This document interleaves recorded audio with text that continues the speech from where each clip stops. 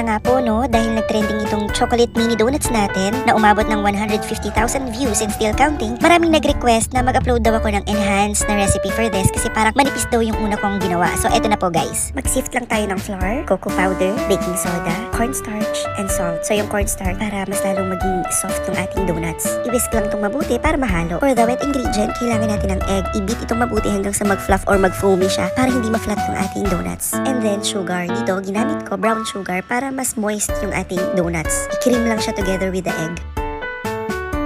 Nilagyan ko rin to ng oil, vanilla, and then milk. Dito evaporated naman ang ginamit ko. Mix it well at pwede na nating paghaluin ang wet and dry ingredients. Sinala ko rin to remove the lumps. Ayan, pwede na siyang i-transfer sa ating squeeze bottle para mas madali siyang ilagay sa ating mini donut maker.